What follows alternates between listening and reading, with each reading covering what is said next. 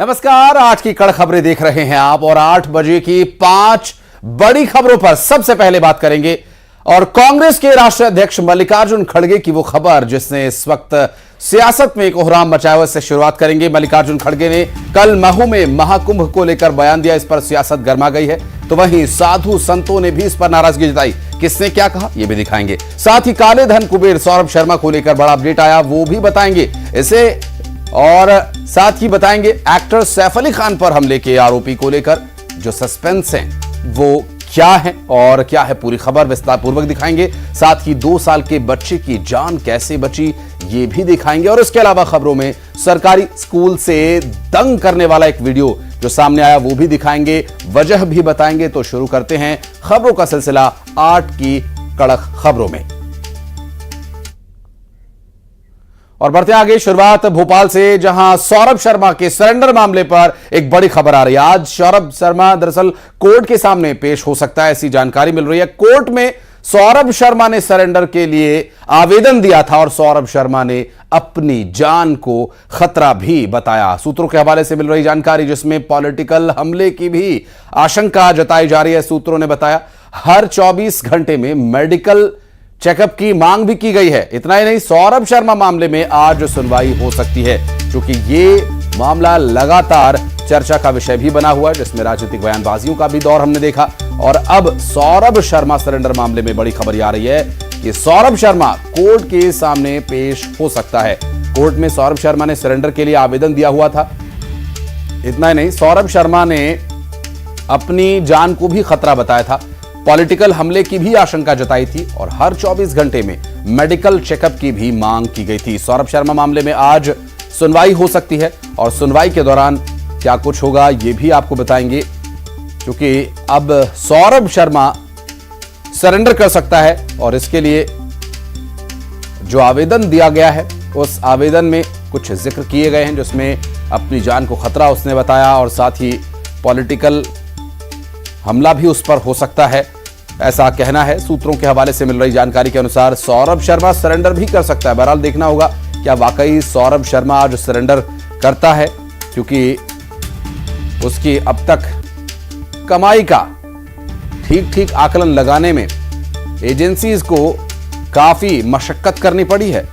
Saurabh Sharma court के सामने यदि पेश होता है तो क्या सफाई पेश करेगा ये भी देखने का विषय होगा। अब तक सोने, चांदी, कैश, पेट्रोल पंप्स, प्रॉपर्टी के कागजात जितनी भी बरामदगी हुई है और कई रिश्तेदारों के इसमें शामिल होने की भी बात सामने आई है। बहरहाल सौरभ शर्मा के कोर्ट में पेशी को लेकर न सिर्फ जांच एजेंसीज को बल्कि लोगों को भी इस बात का इंतजार है कि सौरभ शर्मा आखिर कहां है और सौरभ शर्मा क्या कोर्ट में वाकई पेश होंगे, क्योंकि अपनी जान को खतरा बताया सौरभ शर्मा ने। अब सरेंडर का क्या काउंटडाउन शुरू हो चुका है यह भी देखने का विषय होगा, क्योंकि अभी तक सौरभ शर्मा का सिर्फ लोगों ने नाम ही सुना है। सौरभ शर्मा असल में कहां है ये किसी को नहीं पता। हालांकि सौरभ शर्मा की कमाई का एक बड़ा हिस्सा जो पकड़ा गया, क्या उसके अलावा भी कुछ है जो सौरभ शर्मा को बताना है, इस बारे में बात करेंगे। हमारे सहयोगी वासु चौरे इस वक्त हमारे साथ जुड़ गए। वासु, सौरभ शर्मा कोर्ट में पेश हो सकते हैं ऐसी जानकारी मिल रही है, सूत्र और क्या कुछ बता रहे हैं? बिल्कुल, देखिए कल पूरे दिन भर आशीष इस बात को लेकर सस्पेंस बना रहा कि सौरभ शर्मा कोर्ट में पेश हुए या सिर्फ उनके वकील कोर्ट में आए और एक आवेदन देकर चले गए कि कोर्ट से व्यवस्था दी जाए कि सौरभ शर्मा किस तरह से सरेंडर कर सकते हैं। बहरहाल आज सूत्रों के मुताबिक के अनुसार ये बड़ी खबर है कि आज सौरभ शर्मा दोपहर में करीब 11 बजे से 1-1:30 बजे के बीच कोर्ट में पहुंचेंगे और वहां पर सरेंडर वो कर सकते हैं। लेकिन इस सबके बीच बड़ा सवाल ये खड़ा होता है कि जो सौरभ शर्मा पिछले 45 दिन से फरार चल रहे थे, जिनके खिलाफ ईडी से लेके आईटी और लोकायुक्त जैसी राज्य की और प्रदेश की बड़ी एजेंसियां जांच में जुटी हुई थी, उनको किसी को भी सौरभ शर्मा के बारे में कहीं कोई क्लू नहीं मिला। वो सौरभ शर्मा को गिरफ्तार नहीं कर पाए, जिसके खिलाफ तमाम तरीके की जो जांचें हैं वो चल रही थी।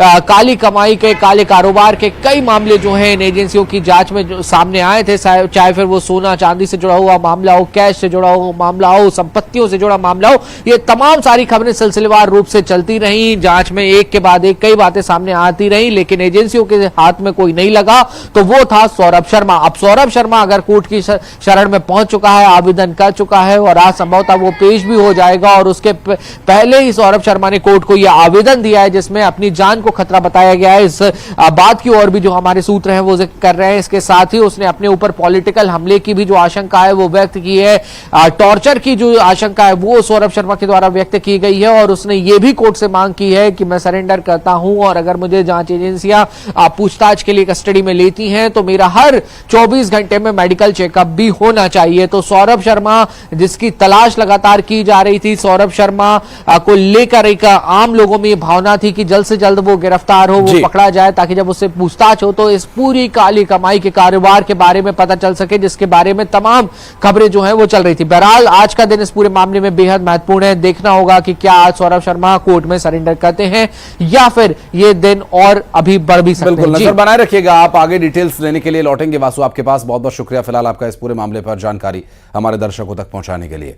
और अब बढ़ते हैं आगे वो खबर जिसने सियासत में इस वक्त उबाल ला दिया है। जहां कांग्रेस अध्यक्ष मल्लिकार्जुन खड़गे के महाकुंभ स्नान को लेकर दिए गए बयान ने राजनीतिक हलचल मचा दी है। मल्लिकार्जुन खड़गे ने कुंभ में बीजेपी नेताओं के स्नान पर सवाल खड़े किए। उन्होंने कहा कि गंगा जी में डुबकी लगाने से बीजेपी नेताओं के अंदर होड़ मची हुई है डुबकी लगाने के लिए, और गंगा जी में डुबकी लगाने से गरीबी दूर नहीं होगी।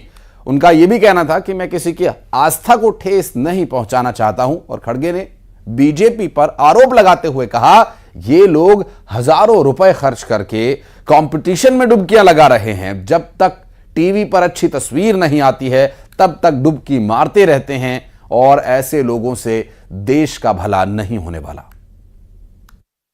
अरे भाई, गंगा में डुबकी लेने से गरीबी दूर होती क्या? आपको खाना मिलता पेट को। मैं किसी की आस्था के ऊपर ठोस नहीं लगाना चाहता हूं। अगर किसी को दुख हुआ तो मैं माफी चाहता हूं, लेकिन आप बताइए, अरे जब बच्चा भूखा मर रहा है, बच्चा स्कूल में नहीं जा रहा है, मजदूरों को मजदूरी नहीं मिल रही है, तो ये लोग जाकर हजारों रुपए खर्च करके कंपटीशन पे डुबकियां मार रहे हैं। कंपटीशन में एक डुबकी मारता दूसरा, और जब तक वो टीवी में अच्छा नहीं आता तब तक डुबकी मारते रहते हैं।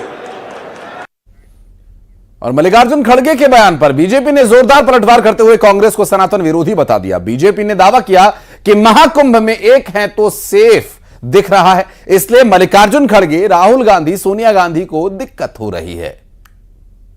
कि जहां इस आस्था के प्रति पूरे विश्व में भक्ति का भाव है, वहीं भारतवर्ष में भारत की जो सबसे बड़ी विपक्षी पॉलिटिकल पार्टी है, वही महाकुंभ और इस आस्था को नकार रही है, उसका मजाक बना रही है, मखौल उड़ा रही है।